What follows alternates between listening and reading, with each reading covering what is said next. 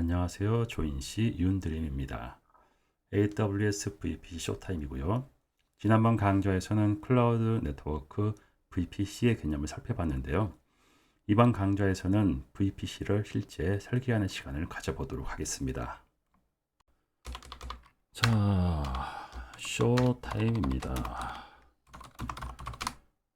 잠시 쉬었다 오시면 될 것 같고요. 원래대로 쇼타임이라면 앞서 말씀드렸다시피 코딩을 이제 하는 걸 이제 보여주는데요. 지금은 이제 코딩하는 단계가 아니니까 네트워크 설계를 어떻게 하는지, 기본적인 네트워크 설계를 가지고 그걸 설명하는 이제 그러한 시간을 가지도록 하겠습니다. 잠시 후에 뵙겠습니다.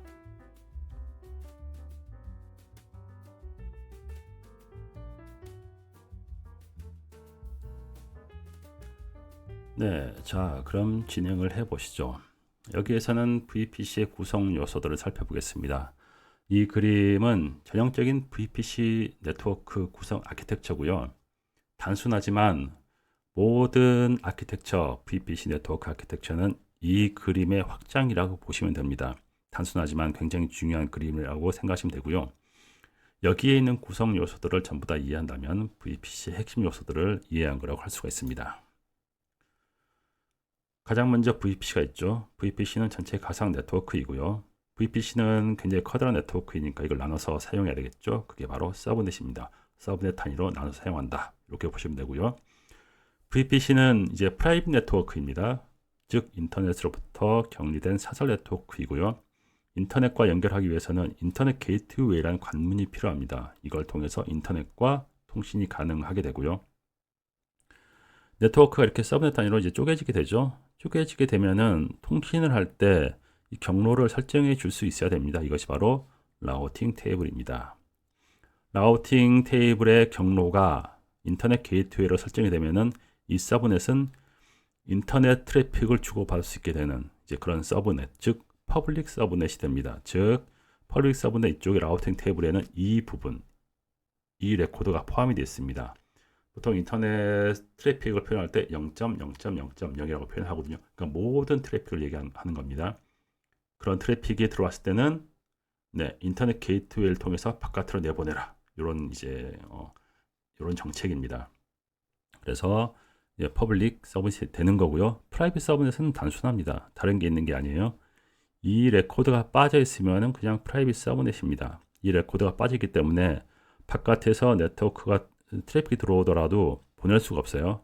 마찬가지로 이 내부에서 바깥으로 트래픽을 보낸다고 하더라도 나갈 수가 없습니다. 왜냐? 인터넷 게이트웨이로 향하는 룰이 없기 때문에 이 안에서만 이제 트래픽이 도는 거죠.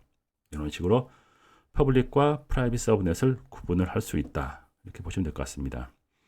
그리고 여기에 이제 가용 영역이 이렇게 있죠. 지금 이 그림은 두 개의 가용 영역으로 구성된 아키텍처고요. 두 개의 가용 영역의 서브넷을 이렇게 분산해서 배치를 하고 어플리케이션도 각각의 서브넷을 분산해서 배치를 하는 겁니다. 어떤 일이 발생하느냐? 이쪽 데이터 센터에 문제가 생기거나 혹은 데이터 센터는 문제가 없는데 여기 어플리케이션에 문제가 생긴다고 하더라도 이쪽 서비스를 이용해서 여전히 서비스가 가능한 상태가 된다. 이렇게 보시면 될 것 같아요. 이 위에 로드 밸런서가 있고요. 로드 밸런서는 아마 대략은 아실 겁니다. 트래픽을 각각의 서비스 분산해주는 일을 하죠. 이쪽 서비스에 문제 생기면은 로드 밸런서가 그거를 감지해서 이쪽으로는 트래픽을 보내지 않고 이쪽으로만 보내가 돼서 계속 성공적인 응답만 클라이언트에게 이제 보내줄 수가 있는 거죠. 자, 그러면은 인터넷으로부터 서비스 요청이 들어온다고 가정을 좀 해보겠습니다. 어떤 흐름을 가지게 될지를 한번 보죠.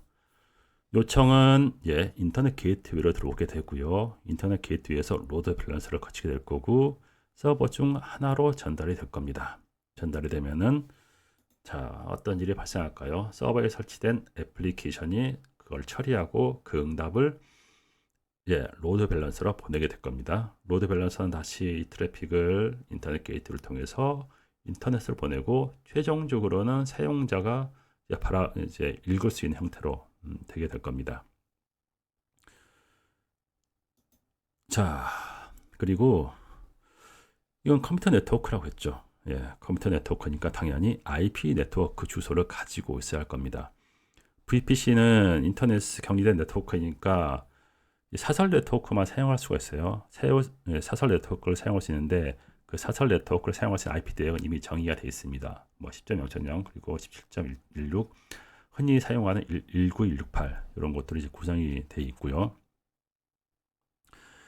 지금 현재 이 VPC는 네트워크는 10의 1.0.0의 16비트로 이제 구성이 되어 있습니다.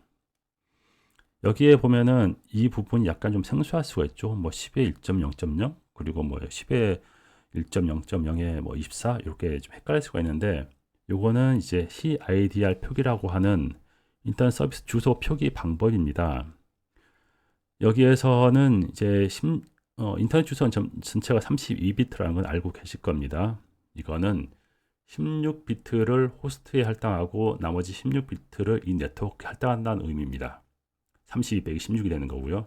16비트니까 그럼 총 2의 16승 그래서 총 약 6만 5천 개 정도의 IP를 할당할 수 있는 네트워크다라는 것을 의미하는 겁니다. 여기에 있는 조그만 서브넷들은 24로 되어 있죠. 그러면 32 빼기 24면 8비트죠. 8비트를 각 이 네트워크의 IP 주소를 할당할 수 있다. 이런 게 계산이 되고요. 2의 8비트면은 약 255개인 거죠. 그래서 이론상 최대 255개의 서버를 여기에 배치할 수 있는 네트워크다. 뭐 이런 그림이라고 보시면 됩니다.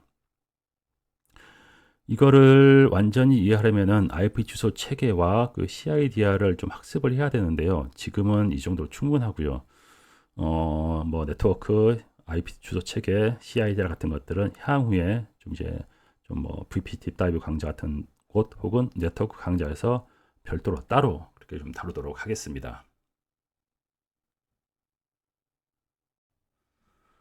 자, 꽤나 많은 것들을 좀 다뤘죠. 역시 여기서는 좀 정리를 좀 해야 될 것 같아요. 자, VPC의 구성 요소들을 한번 볼게요. 자, VPC가 있죠. 가상 네트워크이고요. 서브넷, 가상 네트워크를 쪼개서 사용한다. 간단하죠.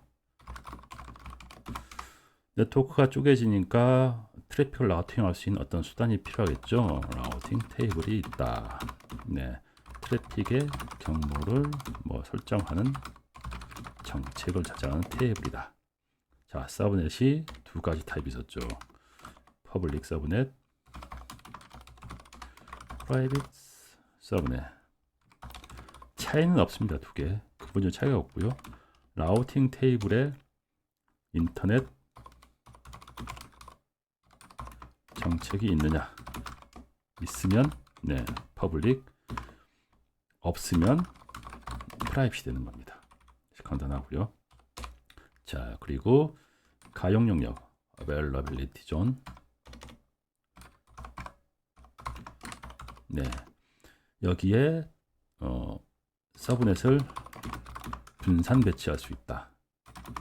분산 배치한다는 것은 결과적으로는 서로 다른 데이터 센터에 서브넷을 쪼갤 수 있다는 거고, 서브넷이 쪼개진다는 것은 결과적으로 어플리케이션을 다른 네트워크, 다른 데이터 센터에 있는 서브넷에 배치할 수 있다는 거니까, 네, 여러 가지 문제 상황에 대처해서 결과적으로는 가용성을 높일 수 있다. 이렇게 되겠죠. 그리고 네트워크 뭐 CIDR 같은 것들은 향후에 좀 시간 되시면 인터넷에 자료들이 많이 있거든요. 한번 찾아보시면 큰 도움이 될 겁니다. 찾아보시면 될 것 같고요. 그 다음에 로드 밸런서. 로드 밸런서는 미리 말씀드리면은 AWS의 ELB라는 서비스가 있어요. 이 서비스를 이용하면 마찬가지로 복잡하게 할 필요 없습니다. 그냥 버튼 이론상이죠. 버튼 한번 클릭하면은 로드 밸런스가 세팅이 돼서 이러한 트래픽 분산하고 뭐 가용성 확보하는 것들을 자동으로 해준다. 이렇게 하시면 될 것 같습니다. 네, 이렇게 해서 쇼타임에 있는 주요 내용들을 다 다룬 것 같고요. 이것으로 이번 강좌는 이제 마무리를 하겠습니다. 마무리하는데 이제 다음 강좌는 이제 오늘 내용을 기반으로 이제 실습을 하게 될 건데요. 원활한 진행을 위해서 AWS에 좀 가입을 하셔야 될 거예요. 위에 링크 보이시죠? 화면 위에 링크를 통해서 가입을 해 주시고, 그래서 계정을 가진 상태에서 다음 강좌를 참여해 주시면 도움이 될 것 같습니다. 네, 이상 조인시 윤드림이었고요. 처음 컨텐츠라서 좀 부족함이 있었을 거예요. 네, 여러분의 구독과 좋아요는 더 좋은 컨텐츠를 제작하기 위한 원동력이 되니까 많은 참여 부탁드리고요. 그럼 다음 강좌에 뵙겠습니다. 네, 수고하셨습니다. 감사합니다.